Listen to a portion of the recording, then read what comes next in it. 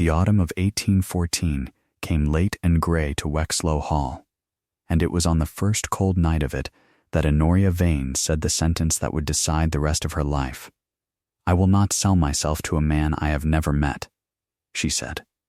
She said it quietly from her place at the very foot of the long dining table, where the poor relations were always seated, below the salt and beneath notice. The candlelight that pooled so richly where Lady Camilla presided failed entirely to reach her end of the room, and her gray gown, worn thin at the shoulders and mended twice at the seams, took what little light there was and gave none of it back. She was 28, pale and composed. Her dark hair pinned up plainly with a few loose strands no pinning would hold, and she sat with her spine very straight and her chin level, because straightness cost nothing, and she had learned to spend only what cost nothing. At the head of the table, her cousin's wife set down her wine glass with a click that was meant to be heard. "You will not," said Lady Camilla Wexlow, and she smiled the smile she kept for correcting servants and children. "How fortunate, then, that the question is not yours to answer." There were 9 at the table that night, and Honoria knew 8 of them. Her cousin Gerald, who owned Wexlow and, by extension, the roof over her head and the gown on her back, and who could not meet her eyes. The vicar and his wife. The 2 grasping Miss Prendergasts, come hoping to hear something they could carry away and repeat. And Lady Camilla, who had married into the family and disliked finding a Vane already in it. The 9th was a stranger to her.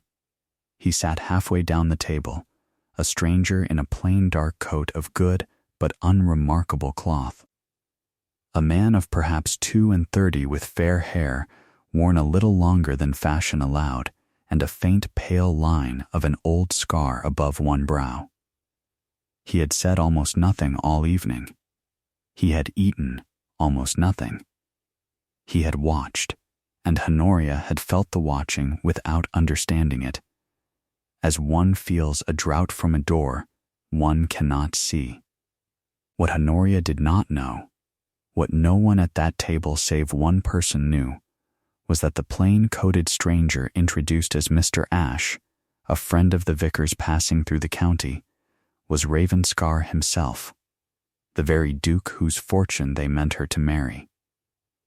He had come unannounced and unrecognized, to see for himself the woman they intended to sell him, and to hear how his ruined name was spoken when he was thought to be 100 miles away.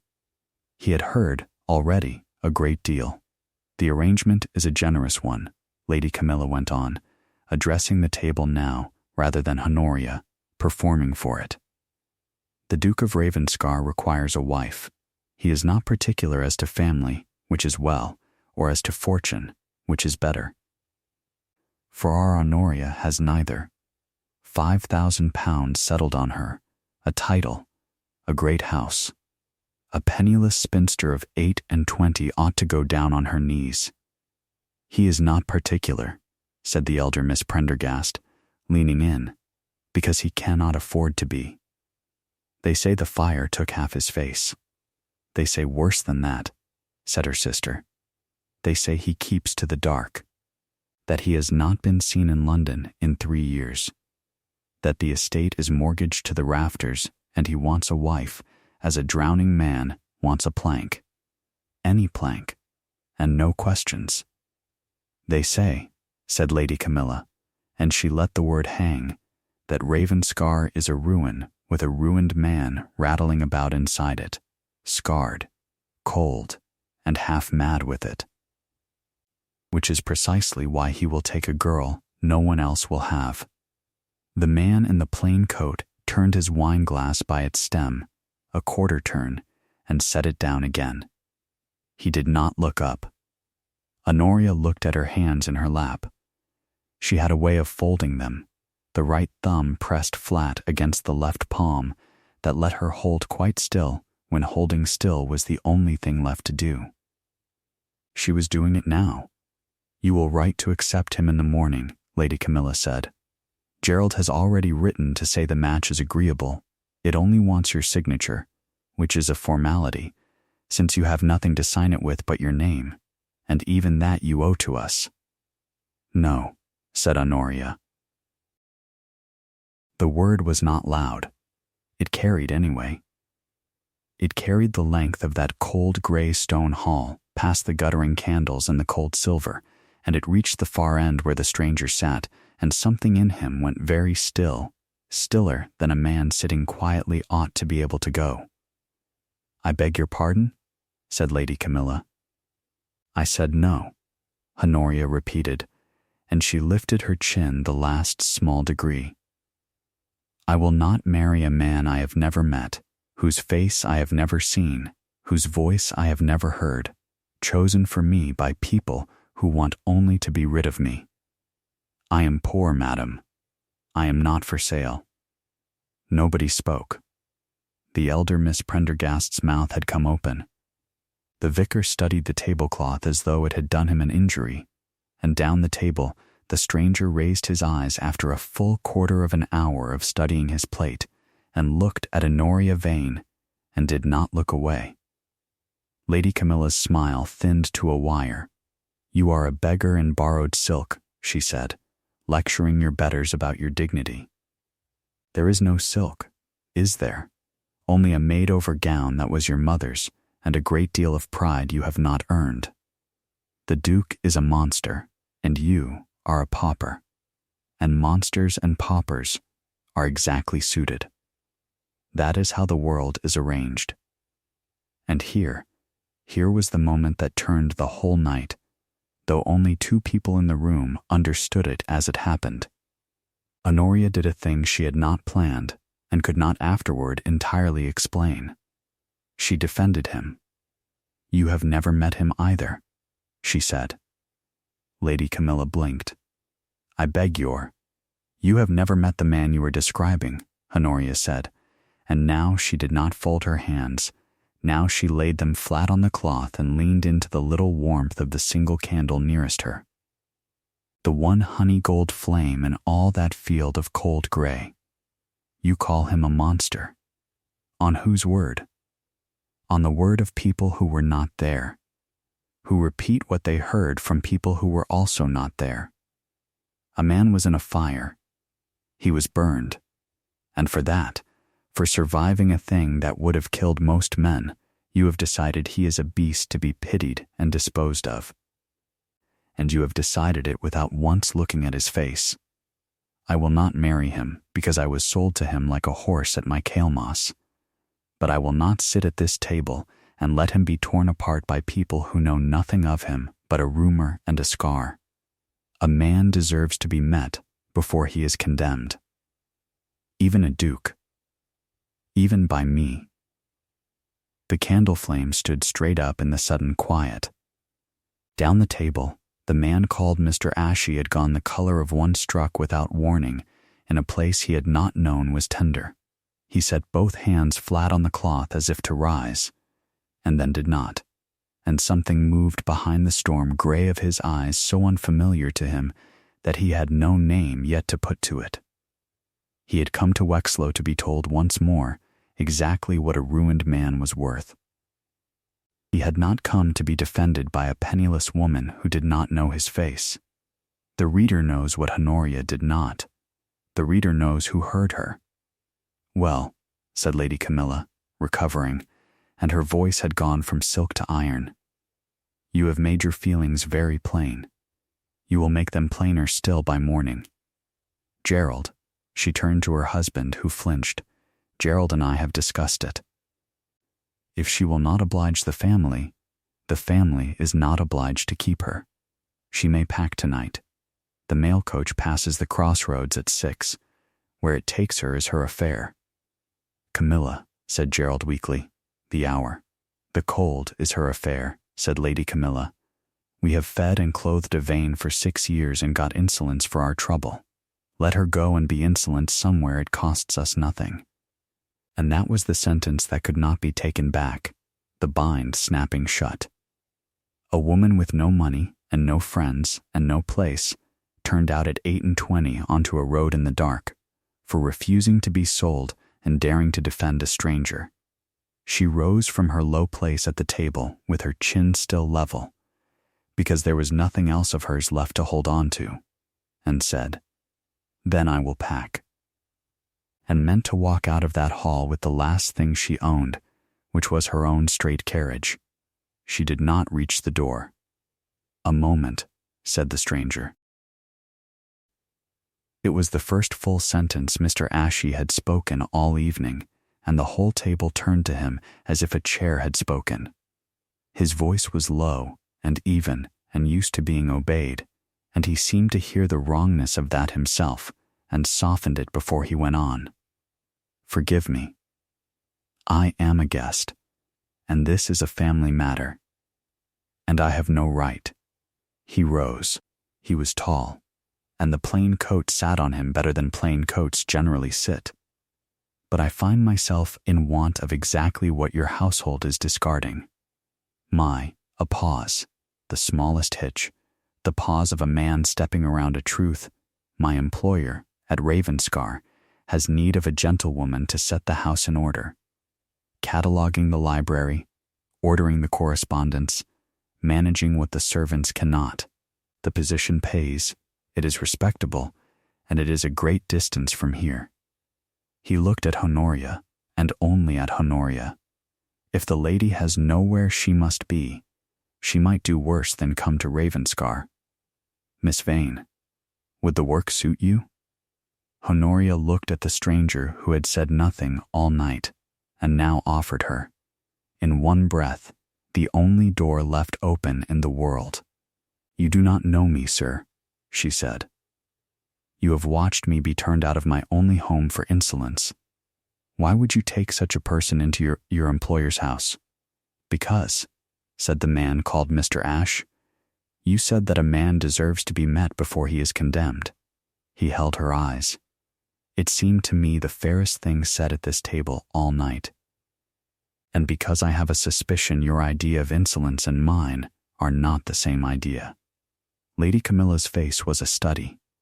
To have the girl thrown out was a triumph. To have her plucked up in the same breath by a gentleman guest and taken to Ravenscar of all places was a thing she could not read, and Lady Camilla hated above all things what she could not read. "Ravenscar," she said, testing it sharp. "You are the Duke's man?" "I am in the Duke's confidence," said Mr. Ashe, "as near as any man is." "Then you may tell your Duke," said Lady Camilla, rallying to cruelty because it was the ground she knew, that the bride he was promised has refused him, and that the girl going to scrub out his library is the very same. Let him make of that what he will.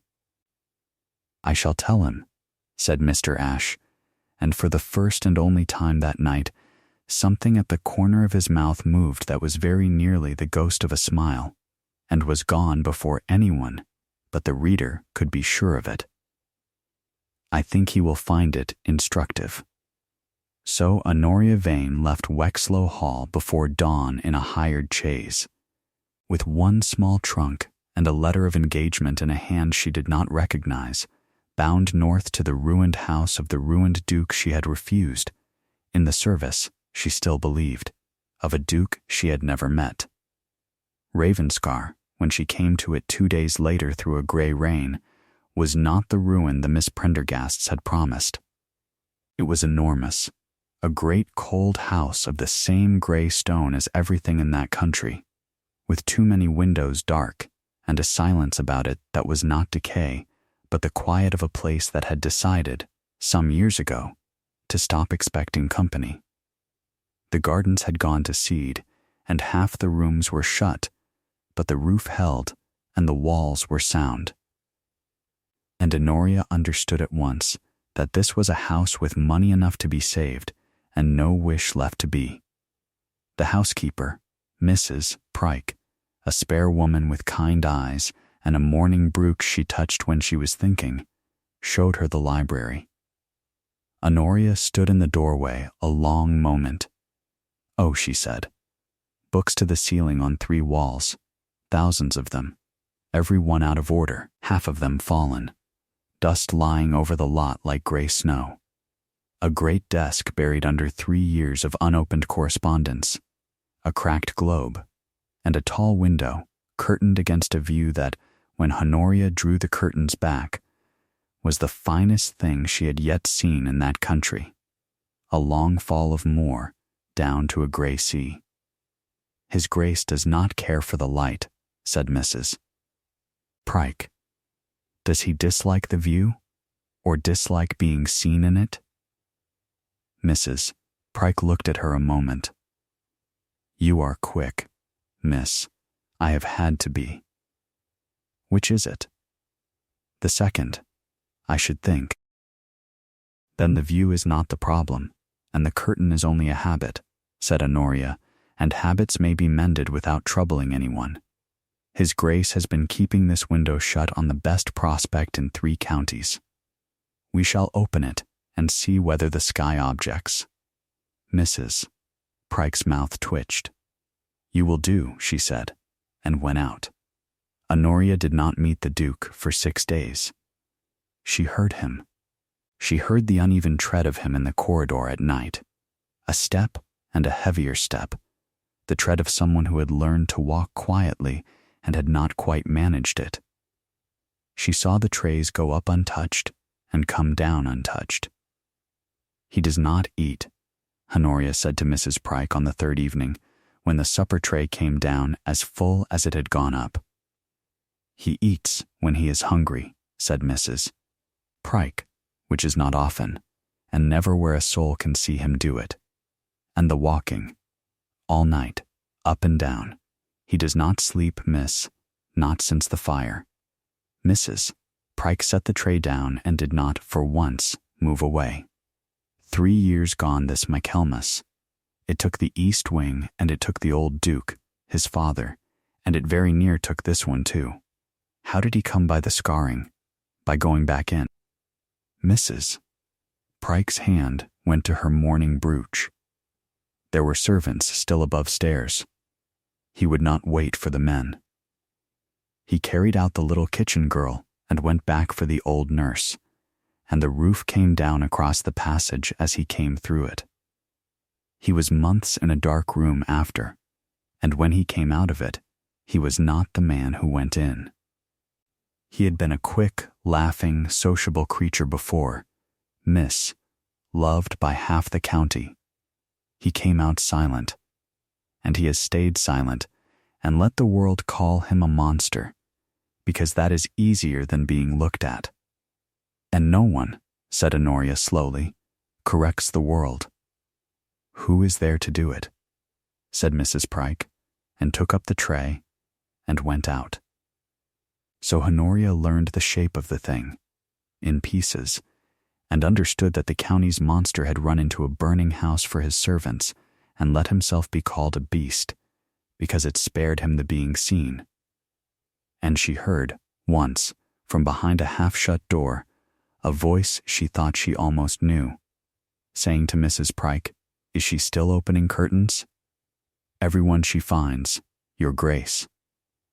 A silence, then, very low, "Leave them open."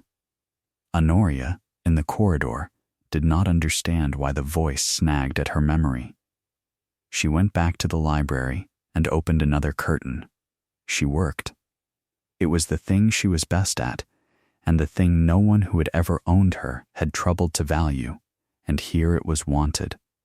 She brought the library up out of its dust a shelf at a time, sorted 3 years of letters into what must be answered and what might be burned, and learned the names of the servants, the boot boy, the 2 housemaids, the ancient gardener who had stayed on for no wages because he had nowhere else, and used them, and the house began, very slightly, to warm. On the 6th evening she was up a set of library steps with a folio of maps in her arms when a voice said, from the doorway, "You have moved the astronomy." She did not fall, though it was a near thing. She came down the steps and turned, and there in the doorway, half in the light of her one lamp and half in the dark he preferred, stood the master of the house. He was tall and fair-haired, worn longer than was fashionable, with a pale line of an old scar above one brow, and along the left side of his jaw the skin was drawn and marked where the fire had been at him. Less than the rumor promised. Enough to explain the dark. His eyes were the gray of storm water. And she knew him. She knew him the instant he came full into the lamplight, and the knowing went through her like cold water, because the last time she had seen those eyes they had been watching her from halfway down a dinner table at Wexlow Hall. "You," she said. "Mr. Ashe," he said, "is a friend of the vicar's, passing through." I believe that was the fiction. He inclined his head, gravely, as a man does when he has decided to take his punishment standing up. "Miss Vane, I am Ravenscar. I owe you an explanation, and probably an apology, and I would rather you threw the maps at me than looked at me the way you are looking at me now." For a long moment Honoria said nothing at all. She was turning it over, all of it, at speed, the plain coat, the watching, the position offered in one breath, the curtains, the voice behind the door. "It was you behind the door," she said. "Is she still opening curtains?" I knew the voice and could not place it. It was you. It was. And leave them open. That was you. "Yes, you came to Wexlow," she said slowly, "to look at me. Like a horse at my Kelmis. The very thing I said I would not stand for. You did the thing I refused, and you did it in secret, and you sat there and let that woman call you a monster to my face to see what I would say." "Yes," said the Duke, "and when I defended you, you did not know it was me." "No, I did not." Her voice was very level. "So you had your answer then. You learned that a penniless woman will say a kind thing about a rich man's ruin when she does not know he is in the room to reward her for it. What a useful piece of knowledge. Was it worth the deceit, Your Grace? Did it tell you what you came to learn?" "It told me something I did not come to learn," he said. "That is rather the difficulty." "You had no notion it was me," he said, and now his voice was rough, the evenness gone. "That is the entire truth of it, Miss Vane. Every kindness shown me in 3 years has been shown to the Duke, to the title, to the £5,000, to the great cold house. You knew me from no other beggared stranger at that table. You had nothing to gain and a home to lose, and you defended a scarred man you had never seen because you thought it fair." He had come a step into the room without meaning to, close enough now that she had to look up at him, and he held himself there, not retreating, not advancing. "No one has done a disinterested kindness to me since the fire. I did not know I still wanted one until you did. I am sorry for the deception. I am not sorry I heard you." The single lamp stood between them, catching the honey gold that lamplight makes, and for 3 heartbeats neither spoke, and the yard of air between them was the loudest thing in the room. "You should have told me at Wexlow," Honoria said at last, but the iron had gone out of it. "If I had told you at Wexlow," said the Duke, "you would have believed I offered you the position out of guilt, or worse, out of a scheme to have the bride I was refused. Would you have come?" "No," she admitted. "Then I am not sorry for that either." He stepped back, deliberately, giving her the room. "Stay, Miss Vane, not as anything you were sold to be. As the only person in this house who opens the curtains. The work is real, the wage is real, and you may leave the moment you wish to. But I find, the pause again, the man stepping around the truth, I find the house is better lit than it was. You lied to me," she said, "at a table full of people who were lying to me. That is not, I confess, a recommendation." "No," he agreed. "It is not, and yet you are the only person in a very long time who has offered me a thing, and then, in the same breath, told me I was free to refuse it." She looked at the window she had uncovered. the long gray fall of moor to the sea. I will stay, Your Grace. Not because I have nowhere else, let that be clear between us, but because the library is a disgrace, and I should not sleep for thinking of it. You may call that the wage. I shall call it the books. I would not dream, said the Duke, of correcting you on a matter of cataloguing. And it was very nearly, again, a smile. She stayed. Winter came down hard over the moor, and in the shut-up house something began, very slowly, to thaw. It happened as she made everything happen, through work, sideways, never named. She had the footman take the leaves out of the great dining table, shortening 40 feet of mahogany by half, so that a man alone in a house need not eat at one end of a road of empty chairs. His Grace dines at the head, the older footman said doubtfully. He has always dined at the head. His Grace dines alone, said Honoria, at one end of a table built to seat 30. Take out the leaves. If he dislikes it, he may have them put back, and I shall have learned something about him. He did not have them put back. The first night he came down to find the table halved, he stood in the doorway a long moment, and looked at it, and then at the empty place still laid, from habit, at the far dark end. You have shortened my table, he said. I have shortened your table, without asking. You may dismiss me for it, said Honoria, not looking up from the sideboard, or you may sit down, Your Grace, and be within reach of the salt again after 3 years of dining beyond it. I could not say which you would prefer, so I gambled. He sat down. He was, she noted, within reach of the salt, and she learned that he read at night because he did not sleep, and she began leaving the day's most interesting find from the library on the small table by his chair, a folio of engravings, a book of voyages, a bundle of his grandfather's letters. She never mentioned it. He never thanked her. But the books were always moved by morning. Read. They fell into the habit of the library in the evenings. He would come in with the excuse of some correspondence and stay for the talk, and the talk was the best thing in Honoria's life, and she knew it, and told herself she did not. He was quick, under the silence, quicker than she was, and she was not slow, and he had a dry, buried humor that 3 years of being pitied had nearly killed. And she had the peculiar joy of watching it come back to life a little at a time, as one watches a fire that was not sure to catch. You have reshelved the whole of the east wall, he said one evening, standing before it. By what principle? It was alphabetical. It was alphabetical, and useless, said Honoria. A man does not wake in the night wanting a book by its author's surname.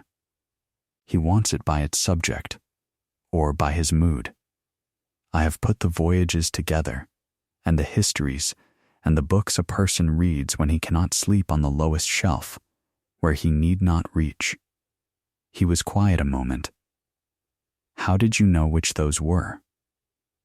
You leave them face down, she said, the ones you read at 3 a.m.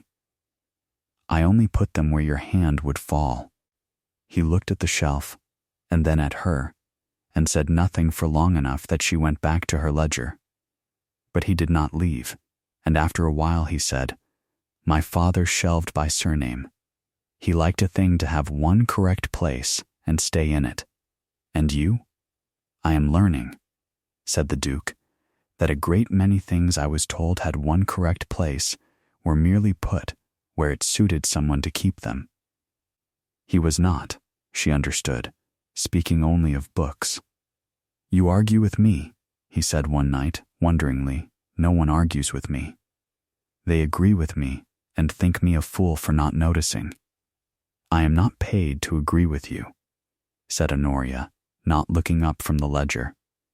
I am paid to order the house. A house is not ordered by agreeing with everything wrong in it. Is that what I am? A thing wrong in the house. You, she said, are the darkest room in it, and I have not been given a key." The Duke was quiet a moment. "This is an improvement," he said at last, "of the ledger, of the room, of a great many things he did not say." It was, she had learned, the highest praise he owned. There was a night the lamp guttered, and she reached to trim it at the same moment he did. And their hands met over the little flame, and neither pulled away as fast as either should have. His hand was scarred across the back where the fire had reached it. Hers was ink-stained and rough with work. He turned her hand over, once, in the lamplight, studying it as a thing catalogued wrongly and only now understood. And she felt all of that long winter narrow to the half-inch of warm air between his palm and her wrist. He lifted his other hand as if to touch her face. He did not.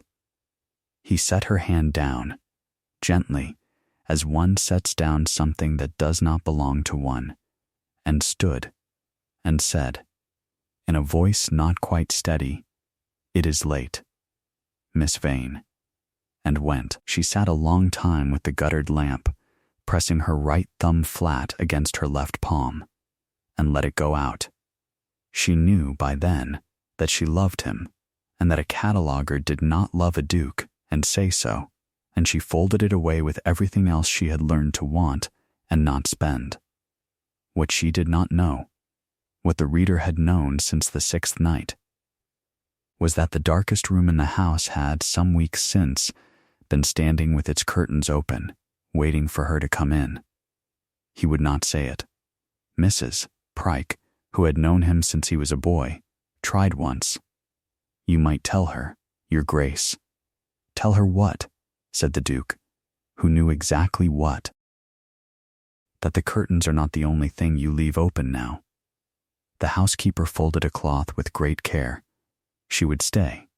Anyone with eyes can see she would stay for the asking. That is precisely why I will not ask. She was sold once, Pryke, at a table, sight unseen. I will not be the second man to hand her a thing she never chose and call it a gift.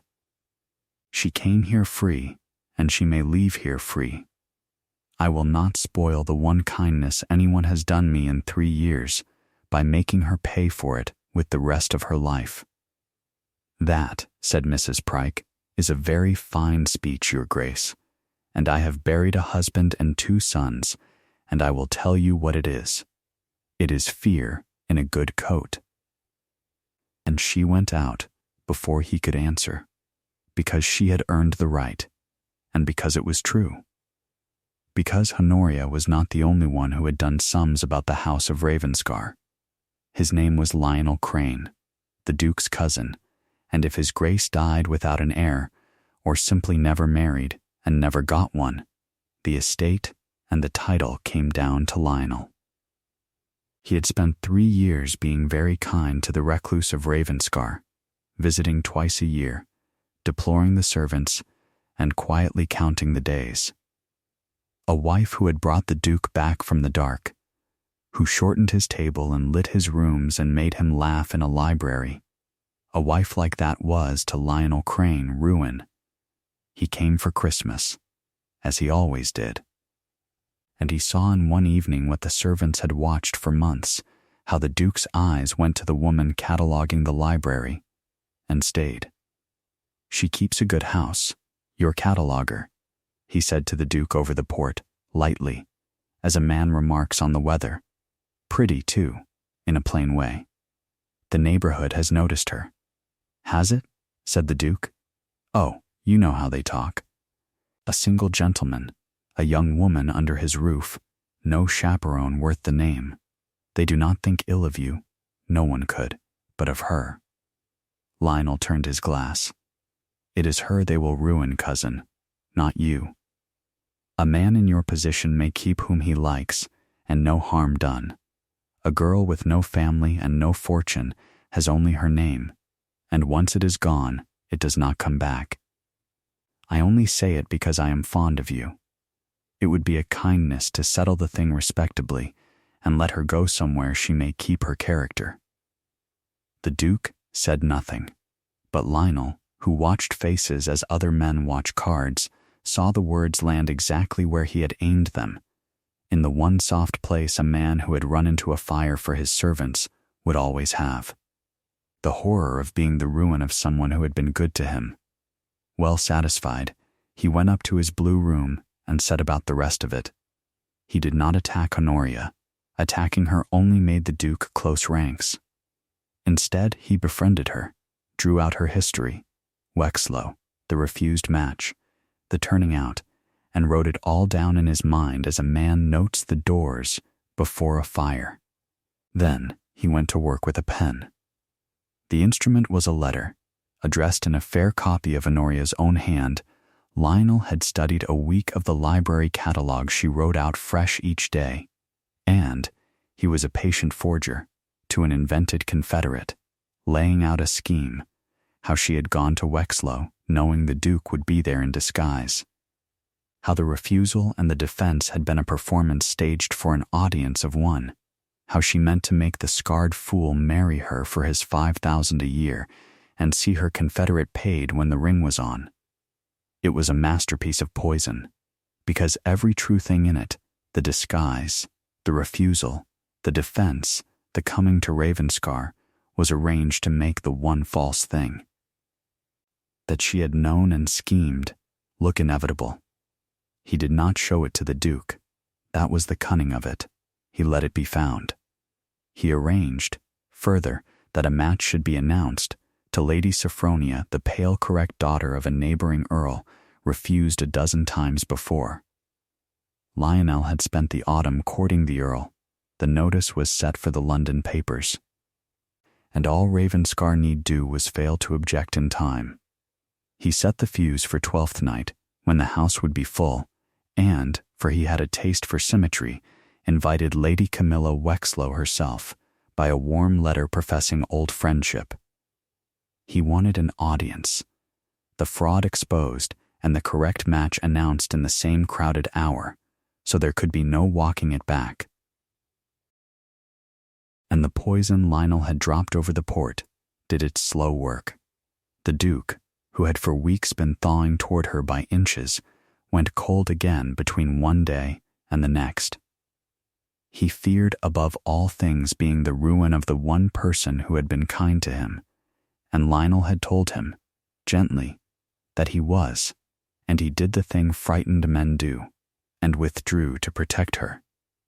And it looked to her like the closing of a door. "You are letting Lady Sophronia's people come," she said to him on the 2nd of January in the library plainly, because plainness was all she had. "The match is spoken of below stairs as settled." "It is a suitable match," said the Duke, not looking at her. "That is not what I asked." "Is it what you want?" "It is what is proper." "That is not an answer either." She set down her pen. "You reshelved a whole wall of your father's books because you had decided a thing put where it suited someone to keep it was not, on that account, in its right place. I heard you say it. And now you will marry a woman you have refused a dozen times because a room full of people you despise thinks it proper. Where is the principle, your grace?"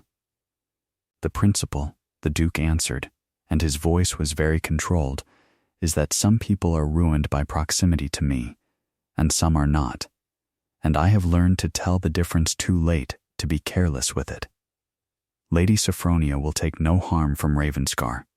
She has a family, a fortune, a name that cannot be touched. And I have none of those, and so I am the one to be sent away for my own good." How considerate. She heard her own voice shake and hated it. "I did not ask you to protect me.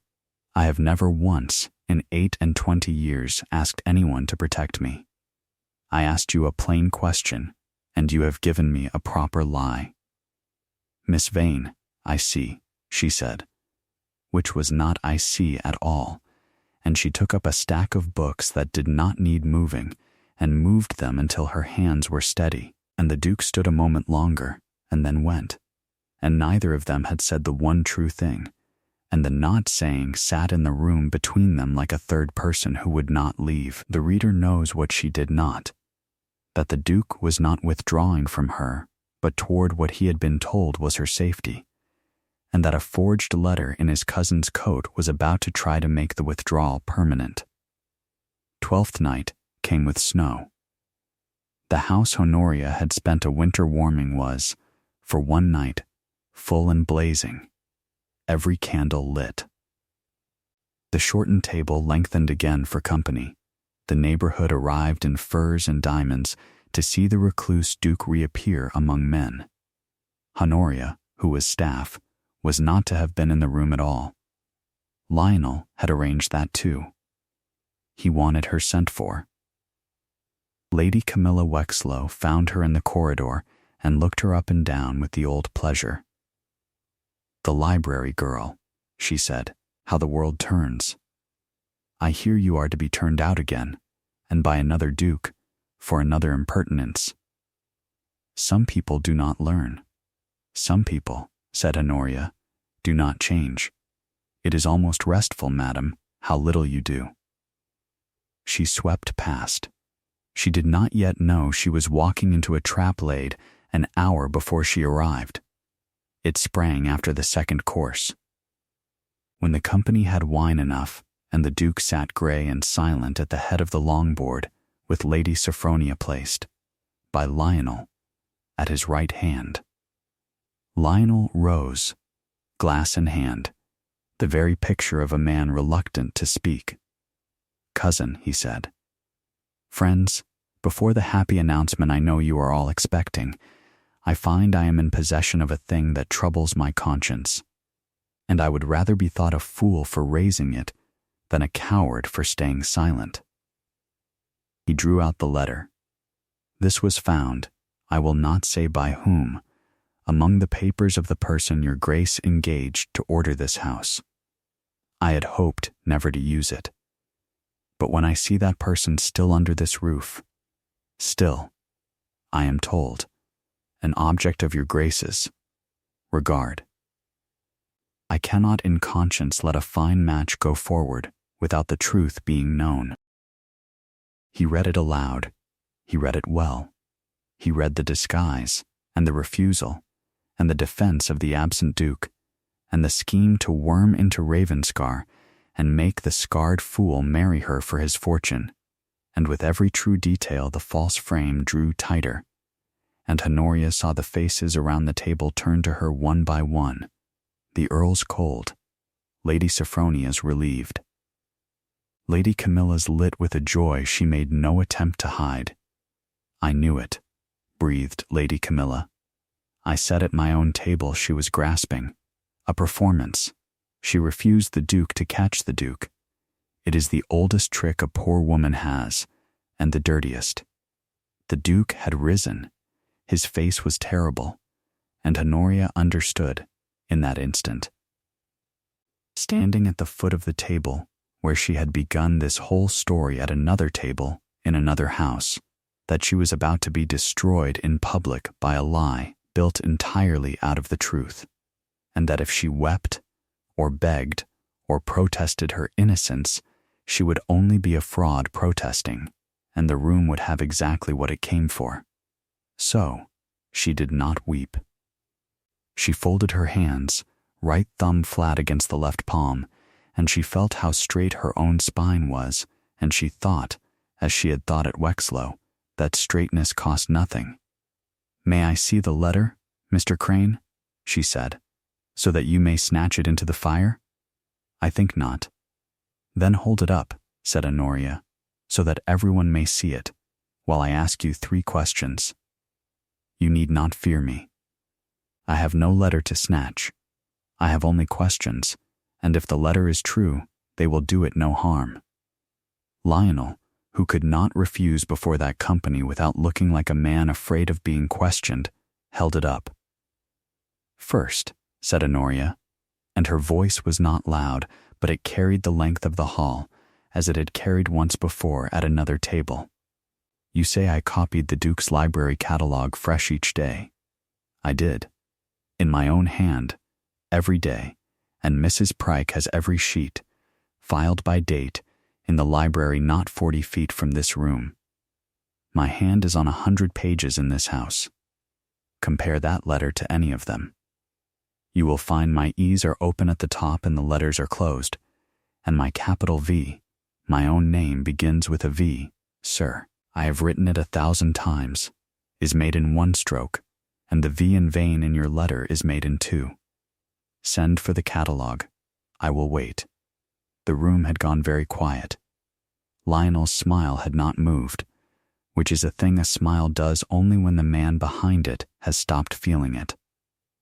Second, Honoria went on. This letter is addressed to a confederate who is to be paid a share when the marriage is made. Name him. You have read his part in this so confidently. Tell the company his name and where he lodges, and we will send tonight and have him brought. For he will corroborate everything, will he not, being party to it? Name him, Mr. Crane. The letter does not give a full the letter you wrote. Said Honoria, does not give his name, because he does not exist, because there was never any confederate, because there was never any scheme, and a forger inventing an accomplice must be careful never to make him real enough to send for. Third question. And now she took the one step that brought her fully into the blaze of the great chandelier, out of the dark end of the table, and looked not at Lionel, but at the Duke. This letter says I went to Wexlow knowing his grace would be there in disguise.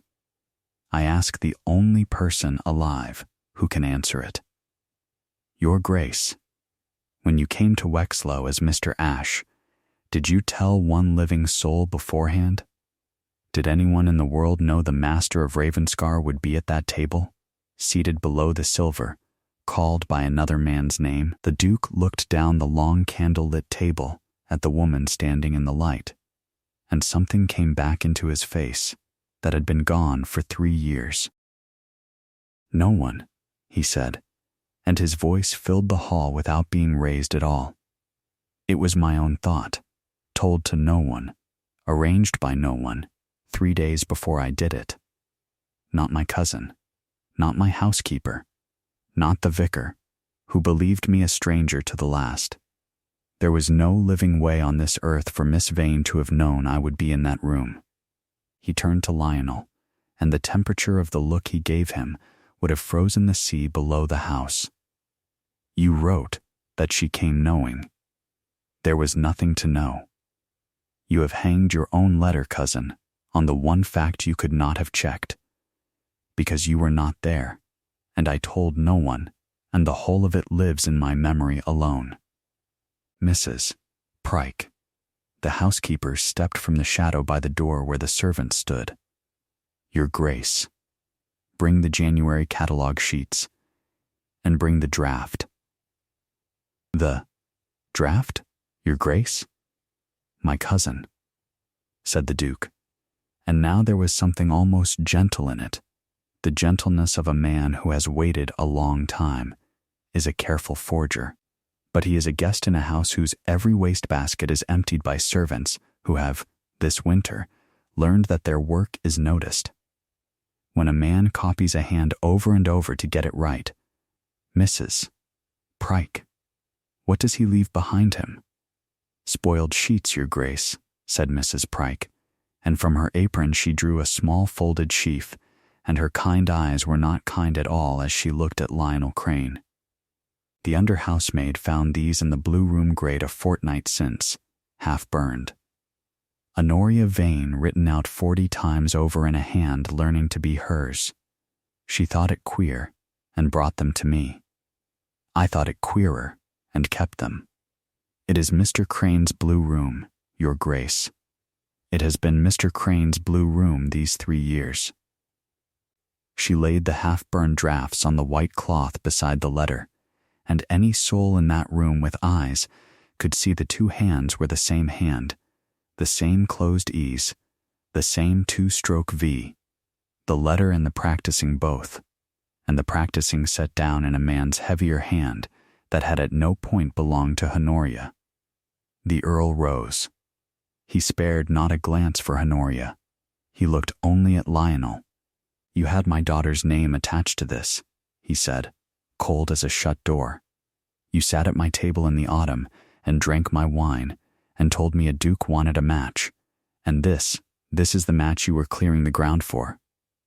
Sophronia, we are leaving. My lord, Lionel began. Do not, said the Earl, address me again. Lady Camilla Wexlow had gone the color of the tablecloth. Lady Sophronia had drawn back from Lionel as from a dropped coal.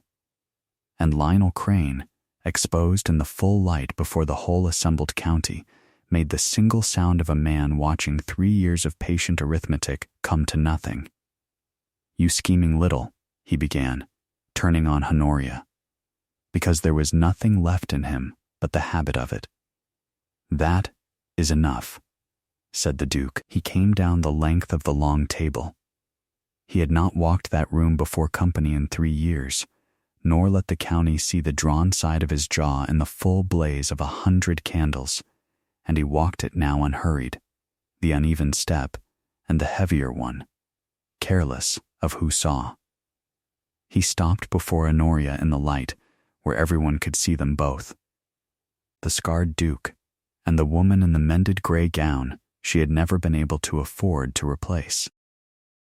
You asked me once, he said, only to her, though the whole room strained to hear it, why I would take such a person into my house. I gave you an answer about fairness. It was true, and it was not the whole truth, and I have been 3 years learning to say whole truths, so I will say this one now. Here, where the people who called me a monster and called you a fraud can all of them hear it. He took her hand, the ink-stained one, the rough one, and he did not turn it over to study it this time he held it. I did not choose you, because you would have me. You would not have me. You refused me before you ever saw my face. I chose you, because when a room full of your betters told you a scarred man was a beast fit only for a beggar, you, with everything to lose and nothing to gain, and no notion that he could hear you, you said a man deserved to be known before he was condemned. No one has met me, Miss Vane, in 3 years. You did. I have loved you since the word no crossed that table at Wexlow, and I have been too great a coward to say it, and I let my cousin's poison serve as an excuse to protect you from the one thing you have never needed protecting from, which is me. The candle nearest them. Someone had set the branch of candles down at that end when Honoria stepped into the light, stood straight up in the quiet. I intend to marry her, said the Duke, lifting his head to the room now, to the Earl and the Prendergasts of the world and Lady Camilla White in her chair, publicly, legally, and without one word of apology to anyone who thought she was not fine enough to stand in this house. She is finer than the whole of you. She is the only person who ever looked at what the fire left and did not look away. He turned back to Honoria, and the storm-gray eyes were not cold at all. I know you did not want to be sold. I am not selling you anything. I am asking, will you choose it? Will you choose me, not the title, not the house? I know you care nothing for either. Will you choose a scarred and difficult man who does not sleep and reads all night and cannot say thank you? And who has been in love with you since the first true thing you ever said? Honoria Vane looked at him a long moment. She was aware of the room, of Lady Camilla, of the whole cold hall that had never once been arranged in her favor, and found she did not care about any of it. There was only the man in front of her, and the half-inch of warm air she had once let close. And the fact that in 28 years no one had ever asked her to choose instead of telling her she had nothing to choose with. I did not defend you to be chosen, she said. Hear me plainly. I would have said it to any man. I know, he said. That is precisely why I am asking you and no other. Then yes, said Honoria, and she put her hand fully into his and closed it and chose. I choose it. I choose you, freely and in front of everyone, so that no one may ever say afterward that I was sold, or that I was caught, or that I was anything but the woman who decided. Her voice did not shake at all. I chose you, your grace, the moment you said there was nothing to know. Because a man who tells the truth against himself, before a room that wants his blood. To clear a woman he could as easily have let fall, that is not a monster. I have said all winter I would not marry a man I had never met. She let the smallest smile come, the first the county had seen on her. I have met you now. And there, in the blaze of the 12th night candles, before the Earl and the neighbors, and the ruined schemer, and Lady Camilla Wexlow, with her mouth pressed to a wire. The Duke bent his scarred face to hers, and kissed her, and no one in that room dared make a sound but Mrs. Pryke, who touched her mourning brooch and, for the first time in 3 years, smiled. Lionel Crane left Ravenscar that night and did not come back.